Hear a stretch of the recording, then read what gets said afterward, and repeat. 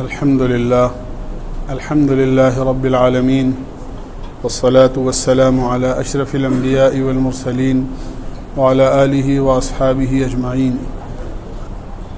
دوست بزرگو،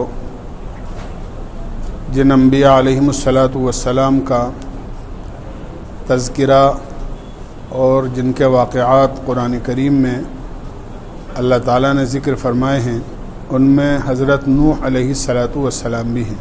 حضرت نوح علیہ السلام حضرت آدم علیہ السلام کے بعد تقریباً 1200 سال یعنی 1200 سال کے بعد دنیا میں تشریف لائے اور ان کی پیدائش ہوئی۔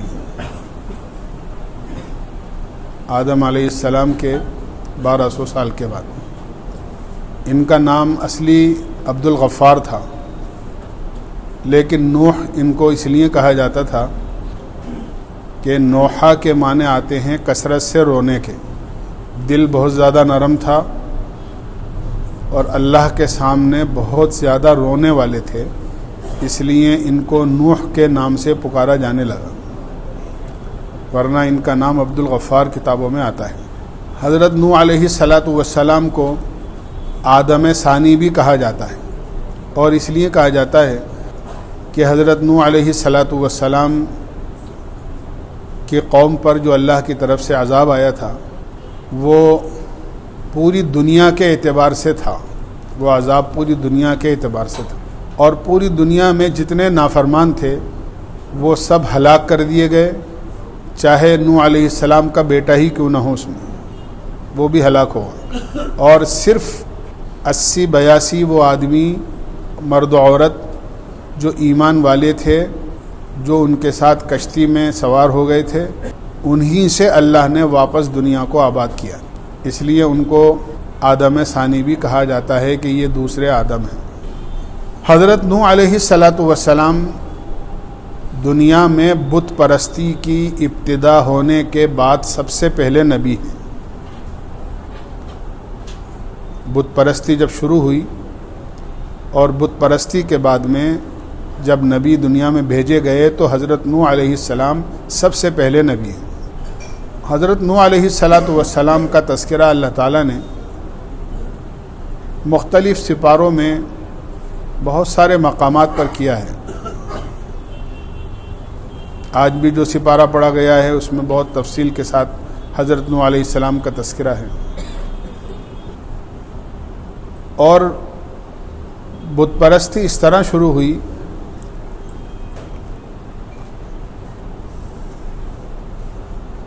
یاد رکھیے، جب کسی غلط کام کو شیطان کرواتا ہے تو اس کی جو ابتدا ہوتی ہے، شروعات ہوتی ہے، وہ کسی اچھی شکل کو سامنے لا کر کرواتا ہے، اور دھیرے دھیرے کر کے اس کا رخ بدل دیتا ہے، اور پھر وہ چیز مکمل طور پر اللہ کی نافرمانی ہو جاتی ہے۔ 5 اللہ والے تھے، بڑے نیک اللہ کے بندے، بڑے عبادت گزار، جن کے نام بھی قرآن کریم میں سورہ نوح میں اللہ تعالیٰ نے تذکرہ ان کے ناموں کا کیا ہے۔ ود، سواع، یغوث، یعوق اور نصر، یہ 5 آدمی تھے اور بڑے نیک اور بڑے اللہ والے تھے، بڑے عبادت گزار، اور ان کی عبادت کی وجہ سے لوگوں کے دلوں میں بڑی محبوبیت ان کی پیدا ہو گئی تھی، ہر ایک ان سے محبت کرتا تھا۔ یہ حضرت نوح اور آدم علیہ السلام کے درمیان کے زمانے کا واقعہ ہے۔ 5 کے 5 اللہ کو پیارے ہو گئے۔ بعض روایتوں سے پتہ لگتا ہے کہ کسی حادثے میں ہو گئے، ورنہ دھیرے دھیرے کر کے بہرحال 5 کا جب انتقال ہو گیا تو لوگوں کو ان کا غم ستانے لگا کہ 5 اللہ کے نیک بندے تھے، ہم ان کی صحبت میں جاتے تھے، بیٹھتے تھے، نصیحت حاصل کرتے تھے، ان سے بڑا نفع ہوتا تھا، 5 میں سے ایک بھی نہیں رہا۔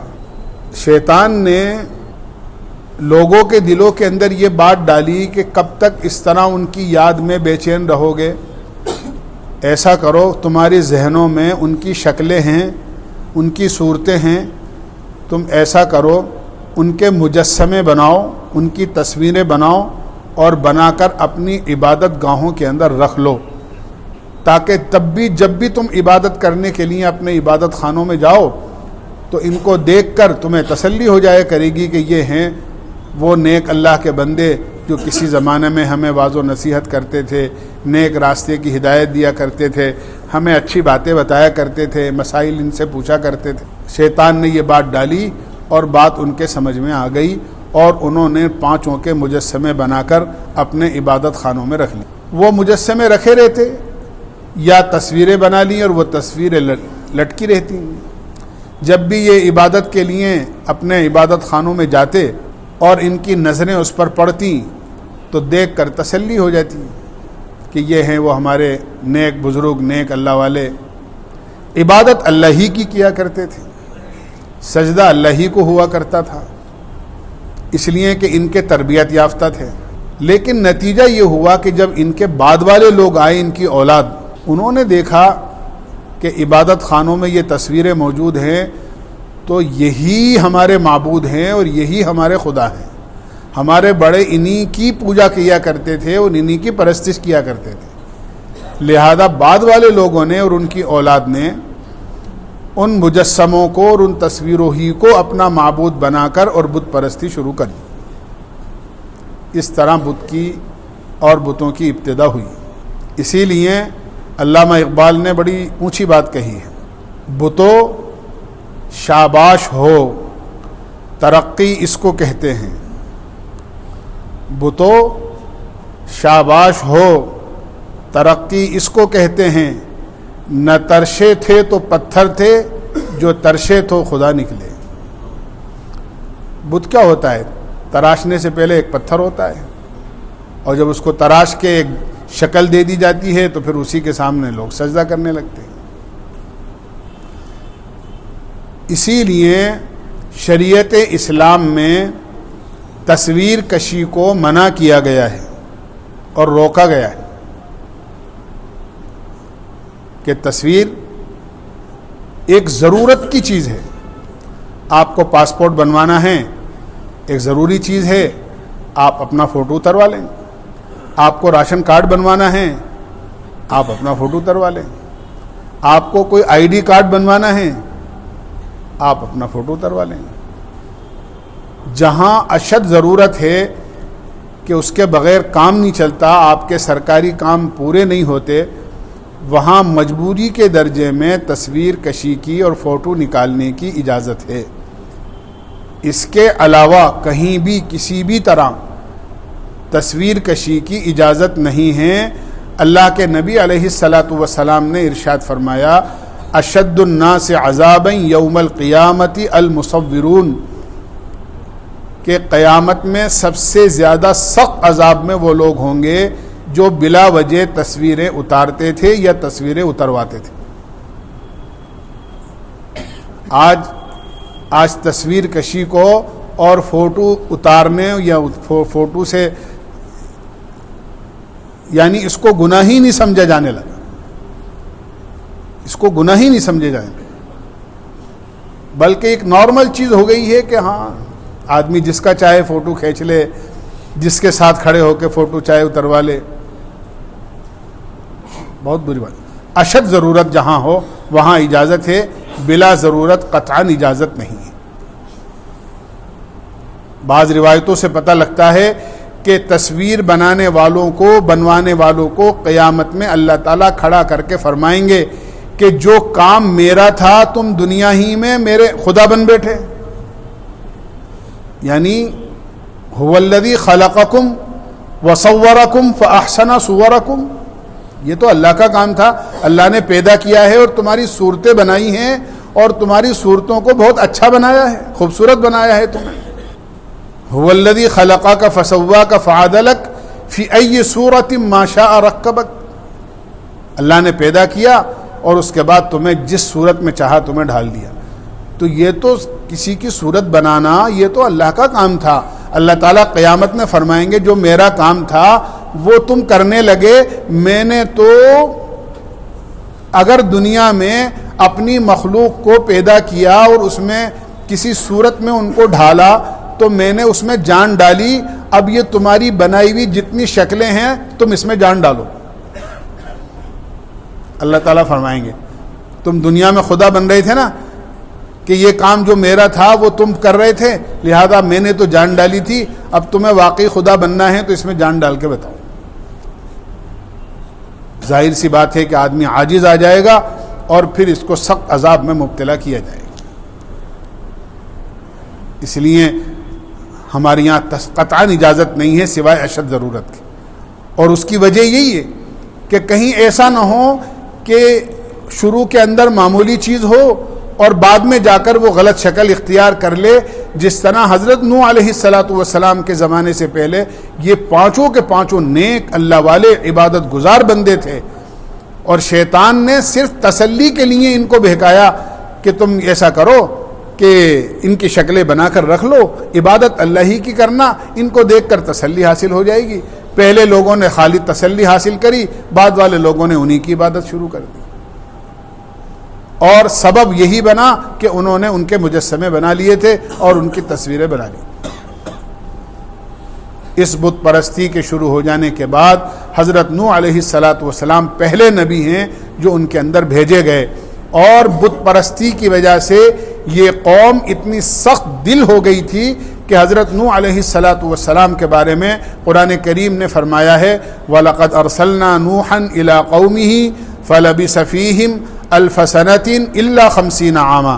ہم نے نوح علیہ السلام کو ان کی قوم میں دین کی دعوت کے لیے بھیجا، اور انہوں نے 950 سال تک، 9.5 نہیں کہہ رہا ہوں، قرآن کریم میں 950 سال بیان کیے ہیں کہ 1000 کے اندر 50 سال کم، کہ 950 سال تک انہوں نے اپنی قوم کو سمجھایا۔ اور کس طرح سمجھایا کہ خود حضرت نوح علیہ السلام اللہ تعالیٰ سے شکایت کر رہے ہیں رب انی دعوت قومی لیلا و نہارا، اے اللہ میں نے تو ان کو دن کو بھی سمجھایا اور رات کو بھی سمجھایا۔ ہم تو اپنی سگی اولاد کو بھی 2-4 مرتبہ کہہ کر عاجز آ جاتے ہیں کہ جی کتنی مرتبہ کہہ دیا، اب نہیں مانتا تو یہ جانے اس کا کام جانے، عاجز آ جاتے ہیں، تھک جاتے ہیں۔ سگی اولاد ہے، اپنا خون ہے، اپنا لختے جگر ہے، اس کے باوجود 2-4 مرتبہ کہا اور پھر یہ کہتے ہیں کہ ارے بھائی آپ کا بچہ ایسا کر رہا ہے کہ عجیب 50 دفعہ کہہ دیا، نہیں مانتا، میں نے تو اس کو اس کے حال پہ چھوڑ دیا۔ حضرت نوح علیہ السلام فرما رہے ہیں 950 سال تک انی دعوت قومی لیلا و نہارا، میں نے تو رات کو بھی اور دن کو بھی خوب سمجھایا۔ فلم یزدہم دعائی الا فرارا، سوائے اس کے کہ وہ میرے قریب آتے مجھ سے بھاگنے لگے، یہاں تک کہ انہوں نے میری بات نہ سننے اپنے کانوں میں انگلیاں ڈال لی، جعلوا اصابعہم فی آذانہم واستغشوا ثیابہم، اور اپنے چہروں پر کپڑا ڈال لیا کہ میری صورت بھی دیکھنا گوارا نہیں تھا، اتنے سخت دل ہو گئے۔ اور 950 سال کی محنت کے بعد میں 80-82 مرد عورت ایمان میں داخل ہوئے۔ جب اللہ تعالیٰ نے ایسے لوگوں کے دلوں پر مہر لگا دی اور جب یہ یقین ہو گیا اور اللہ تعالیٰ نے بتا دیا کہ اب ان کے دلوں پر مہر لگ چکی ہے، ان کو ہدایت نہیں ملے گی، تو حضرت نوح علیہ السلام نے اللہ تعالیٰ سے دعا فرمائی رب لا تذر علی الارض من الکافرین دیارا، اے اللہ یہ جتنے نافرمان ہیں ان کا ایک گھر بھی روئے زمین پر نہیں بچنا چاہیے۔ انک ان تذرہم یضلوا عبادک ولا یلدوا الا فاجرا کفارا، اگر آپ نے ایک کو بھی چھوڑ دیا تو یہ لوگوں کو گمراہی کریں گے، اور ان کی اگر اولاد بھی پیدا ہوگی تو ان جیسی نافرمان ہی پیدا ہوگی، اس لیے آپ کسی کو نہ چھوڑیے۔ تو پھر اللہ تعالیٰ نے فرمایا کہ ٹھیک ہے کشتی بناؤ، تو حضرت نوح علیہ السلام نے کشتی بنائی۔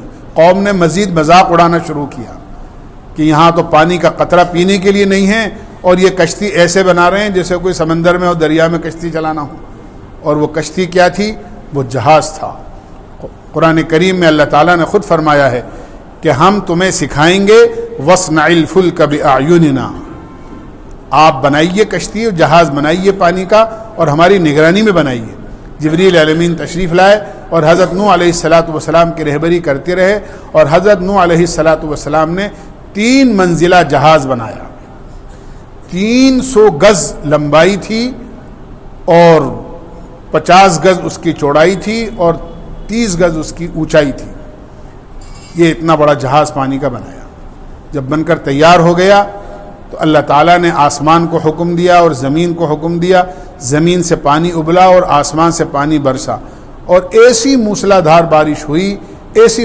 بارش ہوئی کہ پوری زمین پر اور پوری دنیا میں پانی ہی پانی ہو گیا. اور حضرت نوح علیہ السلام کو اللہ تعالیٰ نے فرمایا کہ بس آپ اپنے گھر والوں کو, اپنے بچوں کو اس میں سوار کر لیجئے.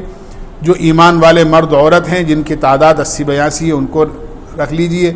اور ایسے جانور جو پانی میں مر جاتے ہیں وہ خشکی کے جانور کہلاتے ہیں, ایک نر اور ایک مادہ کو اپنی کشتی میں سوار کر لیجئے تاکہ وہ ان کی نسل ختم نہ ہو جائے.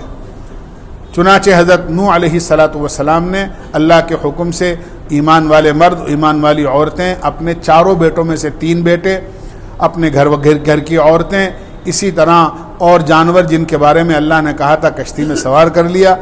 اللہ کا حکم نازل ہوا, بارش نازل ہوئی, حتیٰ کہ وفارت تنور کہ تنور یعنی تندور جو ہوتا ہے اس میں سے آگ نکلتی ہے, بجائے آگ کے اس میں سے پانی ابلنے لگا اور پوری دنیا میں پانی ہی پانی ہو گیا.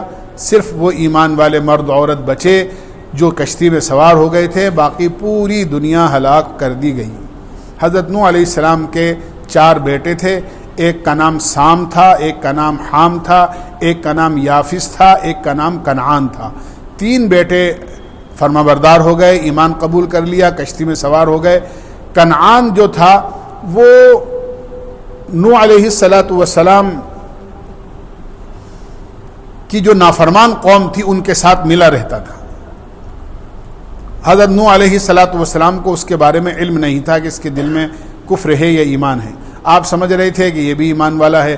آپ نے اس سے کہا کہ تم بھی سوار ہو جاؤ, یا بنیر کب معنا, ہمارے ساتھ سوار ہو جاؤ. تو کہنے لگا نہیں, میں تو پہاڑ کی چوٹی پہ چڑھ جاؤں گا اور وہاں تک پانی بھی نہیں آ سکے گا.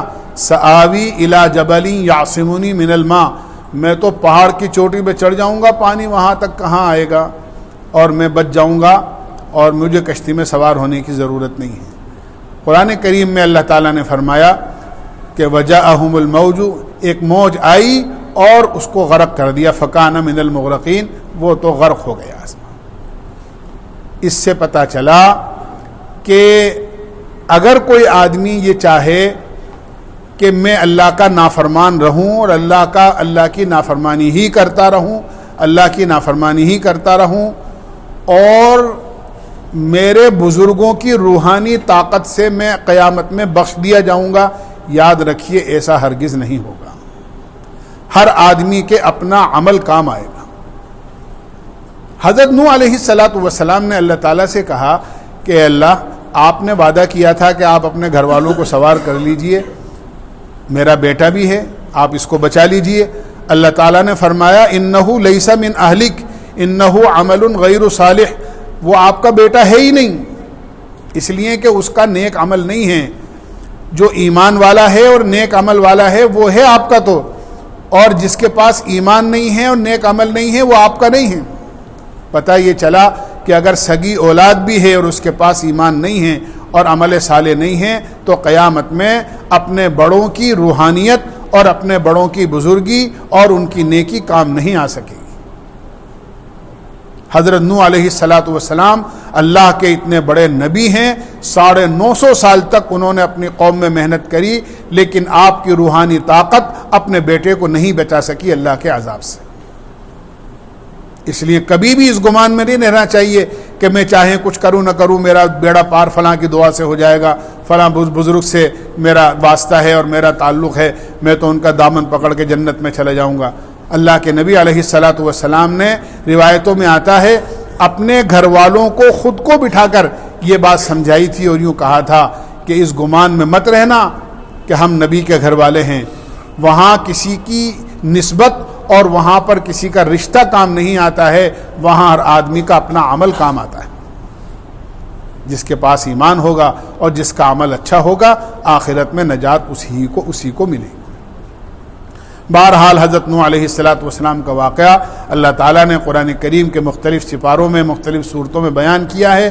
اس میں ایک بات تو یہ بہت اہم ہے کہ حضرت نوح علیہ السلام نے ایک لمبی مدت تک اللہ کے بندوں کو اللہ کی بات بتائی، دین کی دعوت دی، لیکن آپ کبھی عاجز نہیں آئے اور 950 سال تک آپ نے کبھی ہار نہیں مانی، مسلسل آپ دعوت دیتے رہے۔ ایک بزرگ سے کسی نے کہا کہ جی ہم نے اپنی بستی والوں کو اور محلے والوں کو بہت سمجھا دیا، کوئی نماز پڑھتا ہی نہیں ہے۔ تو وہ کہنے لگے کہ کتنے 950 سال ہو گئے کیا؟ کہنے لگے نہیں 950 سال تو نہیں، 9.5 سال بھی نہیں ہوئے، ابھی تو 2-4 مہینے ہوئے ہیں کہ تم 2-4 مہینے میں عاجز آ گئے، اور حضرت نوح علیہ السلام 950 سال تک محنت کرتے رہے اپنی قوم کو۔ تو جب 950 سال ہو جائیں اس کے بعد بات کرنا، تو ہم بہت جلدی عاجز آ جاتے ہیں۔ ایسا نہیں کرنا، مسلسل زندگی بھر آدمی کا کام سمجھانے کا ہے، خوب سمجھانا چاہیے، گھر والوں کو سمجھانا چاہیے، اولاد کو سمجھانا چاہیے، رشتہ داروں کو سمجھانا چاہیے، محلے والوں کو سمجھانا چاہیے، جہاں جہاں بھی آدمی کی پہنچ ہو سکے سب کو اللہ کے دین کی بات بتانا چاہیے، جہاں تک آدمی کی وسعت اور آدمی کی طاقت ہو۔ کبھی آدمی کو ہار نہیں ماننی چاہیے۔ موت تک ہمارا کام یہ ہے کہ ہم لوگوں کو اللہ کے دین کی بات بتاتے رہیں اور اپنی ذات سے اس پر عمل کرتے رہیں، یہ ہمارا کام ہے۔ دوسری نصیحت ہمیں یہ ملتی ہے کہ بڑوں کی نسبت ہمارے کام نہیں آئے گی، آدمی کا اپنا عمل اللہ کے ہاں کام آئے گا۔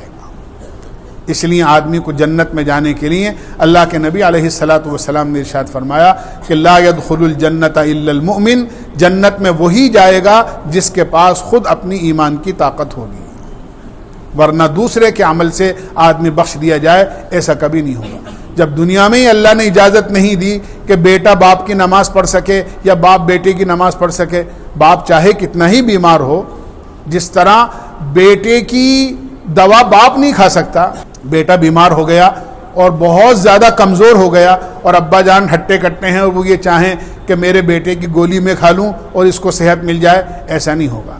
چاہے کچھ بھی ہو دوا تو بیٹے ہی کو کھانی پڑے گی۔ ابا چاہے کتنے بوڑھے ہو گئے ہوں اور بیمار ہوں اور دوا ان کی چل رہی ہو، اور 4 نہیں بلکہ 8 بچے جوان ہوں اور وہ یہ چاہیں کہ ابا کی دوا ہم کھا لیں اور ابا کو صحت مل جائے، دوا تو ابا ہی کو کھانی پڑے گی۔ جس طرح سے یہ چیزیں ہیں اسی طرح ہر آدمی کو دنیا میں اپنا عمل خود ہی کرنا پڑے گا۔ آپ کا روزہ میں رکھ لوں، میرا روزہ آپ رکھ لیں اور آپ کی طرف سے ادا ہو جائے، ایسا ہرگز نہیں ہوگا۔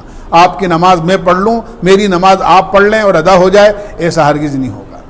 جس طرح دنیا کے اندر ایک دوسرے کا عمل نہیں کر سکتا، بالکل اسی طرح آخرت میں ایک دوسرے کا عمل کسی کے کام نہیں آئے گا، بلکہ آدمی کے اپنا ہی عمل کام آئے گا۔ اس لیے کہ آدمی کو اپنا عمل اور اپنا ایمان بنانے کی کوشش کرنی چاہیے۔ اللہ ہمیں عمل کی توفیق نصیب۔ سبحان اللہ بحمدہ، سبحانک اللہم وبحمدک، ونشہد ان لا الہ الا انت نستغفرک ونتوب الیک۔ صلی اللہ تعالی